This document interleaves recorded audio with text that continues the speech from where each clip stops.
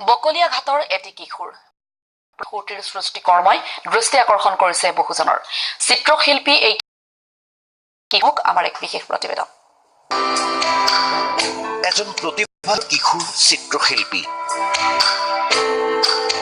যাৰ তুলিকাৰ বুলনিত কেনভাছতো জীৱন্ত হৈ উঠে বহু বিশিষ্ট ব্যক্তি কাৰ্বি আংলং জিলাৰ বকলিয়াঘাট ৰজাপথাৰৰ এইজন কিশোৰৰ নাম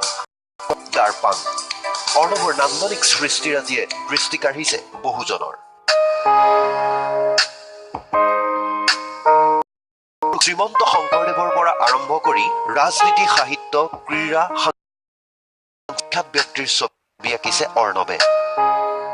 প্ৰতিভাৱান কিশোৰগৰাকীয়ে শেহতীয়াকৈ প্ৰতিদিন টাইমৰ মুখ্য সম্পাদক নিতুমণি শইকীয়াৰ ছবিও অংকন কৰিছে এই ছবি আজি মই মোৰ মুখ্য সম্পাদক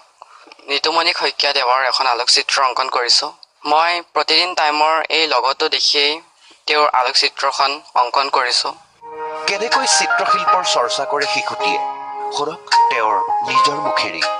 মই সৰুৰে পৰা এই চিত্ৰকলাৰ লগত জড়িত হৈ আছোঁ মই সৰুৰে পৰা আঁকো আৰু মই এতিয়ালৈকে অসমৰ তথা ভাৰতৰ বিখ্যাত আমাৰ যিবোৰ ভাৰত গৌৰৱান্বিত কৰা ব্যক্তিসকল তেওঁলোকৰ ফটো মই ছবিৰ ৰূপ দিছোঁ অৰ্ণৱৰ এই সাধনা আৰু সৃষ্টি দেখি পিতৃ মাতৃৰ লগতে আইতাকো সুখী আৰু আনন্দিত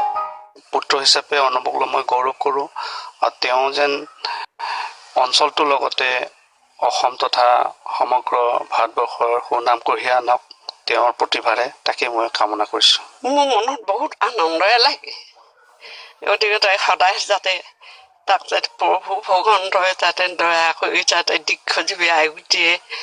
আৰু যি কৰ্ম কৰিবলৈ ধৰে সেই কৰ্মবিলাক যাতে সিদ্ধি হয় মই ইমানকৈ প্ৰাৰ্থনা কৰোঁ অৰ্ণৱৰ আদৰ্শ হৈছে লিঅ'নাৰ্ডো দা ভিঞ্চি আৰু তেওঁৰ সৃষ্টিৰাজি অৰ্ণৱ আগুৱাই যাওক আমিও জনালো শুভকামনা কেমেৰা পাৰ্চন অমিতৰ সৈতে হাওৰাঘাটৰ পৰা ৰূপক দাসৰ ৰিপৰ্ট প্ৰতিদিন টাইম